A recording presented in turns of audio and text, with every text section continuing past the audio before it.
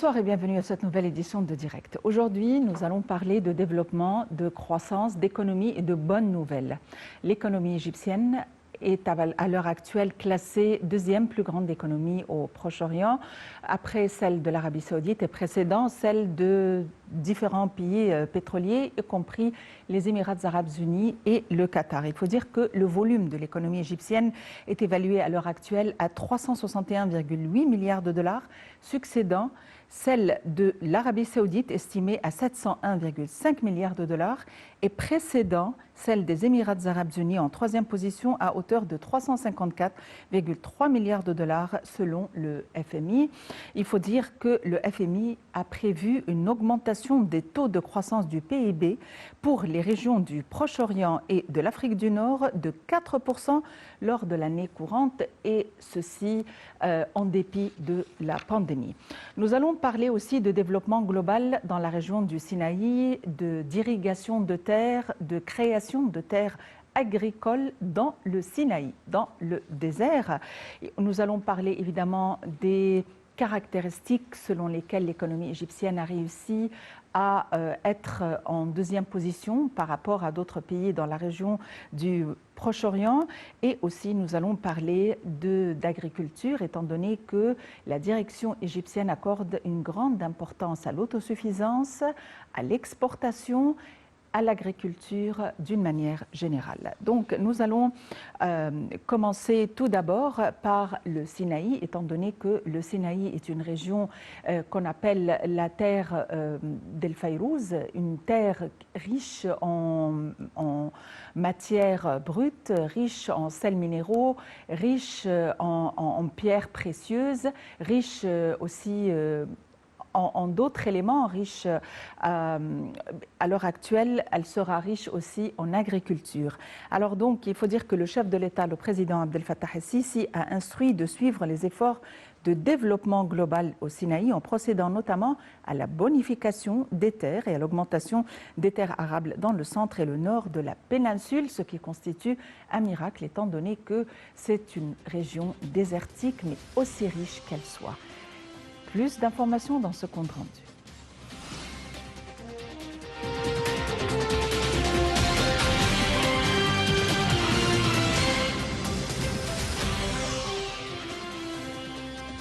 Le président Abdel Fattah el-Sisi a instruit de poursuivre les efforts de développement global au Sinaï en procédant notamment à la bonification des terres et à l'augmentation des terres arables dans le centre et le nord de la péninsule. Le chef de l'État a présidé une réunion du gouvernement en présence des ministres et responsables concernés. Il a mis en avant la stratégie de l'État pour l'expansion agricole intégrée et la bonification des terres sur l'ensemble du territoire.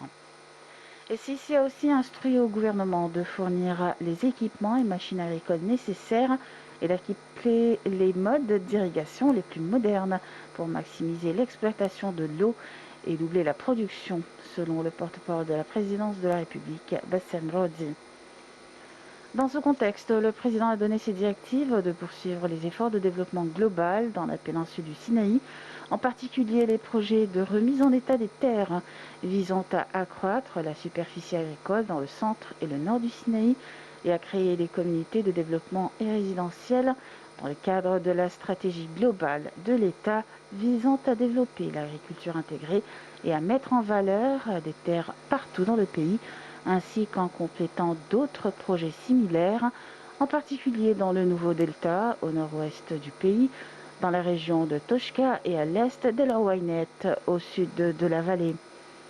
Le porte-parole de la présidence de la République a déclaré que la réunion portait sur la position exécutive du projet national de remise en état des terres agricoles dans le centre et le nord du Sinaï. Le président a également instruit de fournir les équipements et machines pour récupérer les terres ciblées dans le Sinaï, explorer les meilleures activités agricoles et appliquer les dernières méthodes d'irrigation pour maximiser l'utilisation économique de l'eau et doubler la production en quantité et en qualité. Les efforts destinés à mettre en œuvre les infrastructures nécessaires pour doter le projet des ressources en eau, y compris les voies d'irrigation dans les zones agricoles ciblées, ainsi que les efforts déployés afin de bénéficier des eaux de drainage agricole traitées actuellement disponibles, ont été exposés.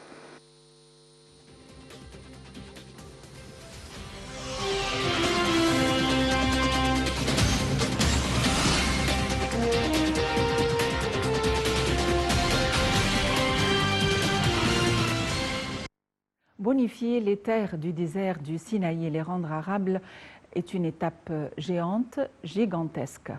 Pour nous donner plus d'éclaircissements, nous avons le plaisir d'avoir en ligne Dr Passan Fahmi, experte en économie. Dr Passan Fahmi, bonsoir et bienvenue avec nous. Merci Madame, bonsoir. Dr Passan Fahmi, rien qu'à écouter ou à entendre que les terres du Sinaï, il y aura certaines terres qui seront susceptibles à être arables, bonifier des terres au Sinaï, irriguer des terres au Sinaï est un projet grandiose, était un rêve. Comment est-ce que ça s'est passé? C'est-à-dire, quelle est la vision de l'État et quels sont les éléments qui ont rendu possible ce grand projet? Tout d'abord, c'est une vision très optimiste, très professionnelle, qui a été très bien étudiée pour développer une région de l'Égypte, je ne veux pas dire une région extrêmement importante. C'est l'entrée vers l'Égypte, c'est l'entrée vers l'Afrique, c'est très régional, c'est très bien placé géographiquement. C'est une région, un désert plein de matières premières, plein de ressources. Et le développement du Sinaï, c'est un développement d'une économie très bien diversifiée. C'est-à-dire, ça commence du tourisme, parce que moi je répète toujours, c'est la seule terre où le bon Dieu est descendu pour parler au prophète Moïse. Deuxièmement, il y a plein de places religieuses sur cette région où tout le monde les respecte, que ce soit les trois religions, l'islam, le christianisme et le judaïsme. Quatrièmement, ça c'est une région pleine de matières premières, des ressources riches qui ont été exportées dans le passé vers le monde entier et ensuite importées en tant que produits toutes faites. Aussi, le développement de l'agriculture dans tous les domaines, c'est pas seulement l'agriculture. Quand je dis agriculture, je parle de l'économie verte en général, c'est-à-dire l'économie verte qui concerne l'agriculture, l'élevage et les industries basées sur les produits selon lesquels nous allons vraiment mettre des investissements. Pourquoi ça a été négligé pour longtemps? C'était une région, pour commencer, entre guillemets, pleine de terrorisme, pleine de fanatisme, pleine comment on appelle, d'opérations illégales. Alors le développement du Sinaï, c'est non seulement un projet économique très avancé et géant, mais aussi c'est un projet très important pour la sécurité de la région tout entière. C'était une surface de terre très large, comme on appelle no man's land.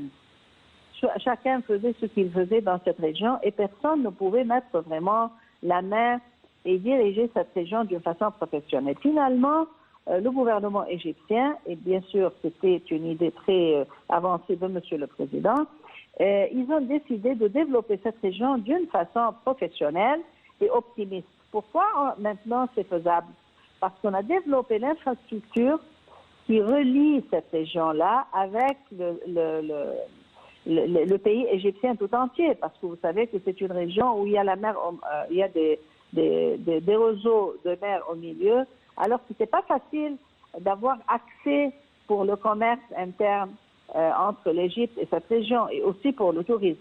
Mais finalement, l'infrastructure a été très bien développée, de telle façon que maintenant bouger de cette surface assez large vers le reste du territoire égyptien est devenu très facile, et aussi vers les régions, que ce soit les régions marocaines, c'est-à-dire la Libye, la Tunisie, l'Algérie et le Maroc, ou de l'autre côté, et vers l'Europe aussi. Nous devons savoir aussi que cette région, étant très riche, c'est l'entrée vers l'Afrique. Alors, on peut développer beaucoup d'investissements dans cette région, aussi parce que c'est très bien placé géographiquement. On peut attirer d'investissements du monde entier, que ce soit une place de transit, si vous voulez, par exemple l'export du Japon vers les États-Unis et vice-versa, de la Chine. On peut avoir des régions d'investissement très bien développées, et spécialement après que l'Égypte avait travaillé assez professionnellement sur le développement de l'infrastructure, les nouvelles villes, et surtout les nouvelles villes technologiques.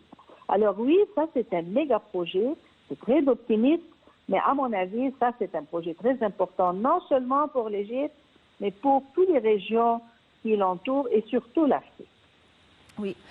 Le volume de l'économie égyptienne est évalué à 361,8 milliards de dollars, succédant celle de l'Arabie saoudite estimée à 701,5 milliards de dollars et précédant celle des Émirats arabes unis évaluée à 354,3 milliards. À votre avis, quelle est la recette ou quels sont les éléments qui ont fait que cette économie a continué à croître en dépit de la pandémie? Écoutez, madame, vous allez être surprise. C'est à cause de la pandémie que tout a changé.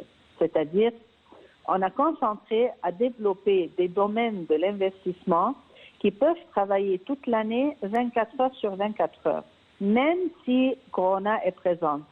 Et ça, c'est l'agriculture, c'est-à-dire l'économie verte, l'économie bleue, et les investissements dans l'infrastructure et la construction de nouvelles villes. Ces trois domaines ont formé l'économie égyptienne qui avance très vite, et ça a été toujours comme ça. Dans le passé, l'Égypte était un pays qui travaille profondément sur l'économie verte, sur l'économie bleue, et toutes les industries qui sont basées ou les matières premières qu'on peut extraire de cette économie-là. Alors, à cause de Corona, on a concentré à l'économie verte, l'économie bleue et aussi de développer les nouvelles villes et l'infrastructure. Et ça, c'est un genre ou ce genre d'activité qui peut continuer toute l'année, 24 heures sur 24 heures, parce que nous avons un climat très agréable et nous avons une économie très bien diversifiée aussi. Nous avons 50% de la population jeune et on est très bien placé géographiquement. À cause de ces 4 points, on a travaillé dans ces domaines qui nous a permis de développer l'économie assez vite. Aussi, nous devons savoir que l'économie verte et bleue, ça convient aussi avec le développement mondial pour protéger le changement du climat. Alors, ça offre des travaux pour les gens, ça diminue le chômage, ça élève le GDP, ça protège aussi l'environnement mondial. Et je répète, c'est à cause de Corona qu'on a été obligé de changer tout à fait notre stratégie qui a été 2030, qui est une stratégie, comme on appelle, flexible. On a eu la chance de la changer et de concentrer sur l'économie verte, l'économie bleue et le développement de l'infrastructure et la construction de nouvelles villes. Nous avons aussi le méga projet de développement des gouvernorats, de 1500 villages. Alors, on peut travailler même avec la présence de Corona, à cause de notre climat agréable, pour toujours, si vous voulez. Et c'est pour cela qu'on a avancé dans le développement du GDP. On est maintenant devenu numéro 2. Et je voudrais mentionner ici que l'Arabie a une large économie, c'est vrai, mais c'est à cause du pétrole. Mais nous, c'est un autre genre d'économie. C'est une économie qui se développe d'une façon continuable, sustainable, comme on dit. Ça ne va pas stopper jusqu'à ce qu'on vraiment devienne peut-être numéro 1 sur la région tout entière et aussi on avance sur le niveau mondial. Docteur Passant Fahmy, quels sont les points forts de l'économie égyptienne? Pardon? Quels sont les points forts de l'économie égyptienne? La diversification de l'économie, c'est-à-dire on peut travailler dans plusieurs domaines. Et même dans un seul domaine, il y a une très grande diversification. Regardez le tourisme, par exemple. C'est très bien diversifié. Religieux, tourisme de la mer, historique, tout ce que vous voulez. Regardez, par exemple, l'économie verte. Elle est très bien diversifiée dans tous les domaines, que ce soit qu'on commence du coton jusqu'à le blé, jusqu'à tout ce que vous voulez. L'alimentation, les fruits, on est devenu numéro 1 en ce qui concerne l'exportation des fraises, numéro 3 du poisson, numéro 1 dans les autres matières, le végétable. Alors, nous avons une économie et nous avons aussi d'autres domaines, c'est-à-dire nous avons les domaines de l'énergie, le gaz, le pétrole, et ça c'est un domaine qui n'a pas été touché. Nous avons de l'or aussi. Nous devons savoir, si on regarde l'histoire, les Égyptiens mettaient l'or même dans leurs chaussures. Alors, on est un pays très riche, mais ça n'a pas été bien développé dans le passé. Maintenant, on a changé la stratégie.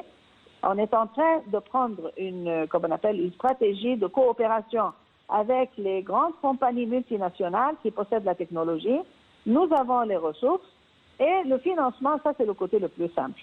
Et aussi, on applique la diplomatie économique, c'est-à-dire que tout le monde doit être gagnant. Oui, les investisseurs doivent gagner, mais aussi le pays, l'Égypte, doit gagner. Alors, nous avons beaucoup de ressources qui n'ont pas été touchées depuis des décades. On a négligé tout à fait l'infrastructure, tout à fait l'agriculture et la pisciculture, de telle façon qu'on importait le plat de fèves avec l'huile qu'on met dessus et le pain avec lequel on mange. Ça, c'est scandaleux. Et maintenant, ça a tout à fait changé. C'est une économie très bien diversifiée. Et c'est pour cela que tous les investisseurs, quand ils parlent de l'Égypte, ils disent qu'il y a une diversification qui n'existe pas dans beaucoup de parties du monde, à cause du climat, à cause des ressources, à cause de la géographie. Comment évaluez-vous le climat de l'investissement en Égypte? Nous avons besoin de mettre plusieurs changements parce que le monde a changé. C'est-à-dire, on doit comprendre que c'est un nouveau monde. La technologie, c'est comme on appelle la langue du monde entier.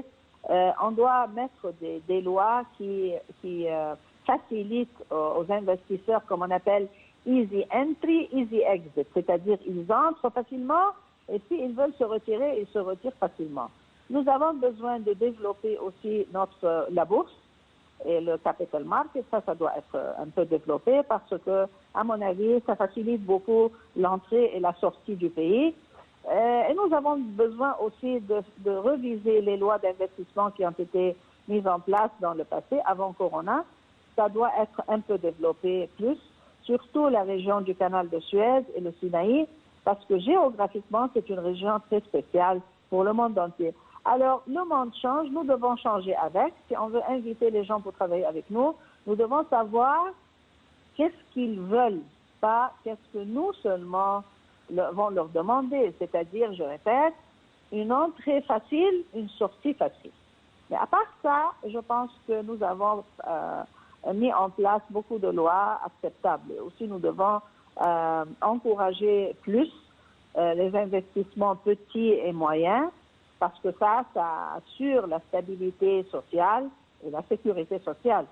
Et à mon avis personnel, et je répète ça toujours, nous devons avoir une banque spécialisée dans ce domaine, comme la banque qui a été établie par Dr Younes et selon laquelle il a pris Nobel Prize dessus. Il l'a appelée la banque des pauvres, et moi j'aime pas le mot de pauvre, mais en fait, c'est une banque qui est spécialisée à développer les micro, petits et moyens projets. À part ça, je pense que les lois doivent être révisées de temps en temps parce qu'on est devenu une partie du monde. Le monde a changé. Ce n'est plus la globalisation, la langue du monde, c'est la régionalisation. C'est-à-dire le monde va être divisé en régions.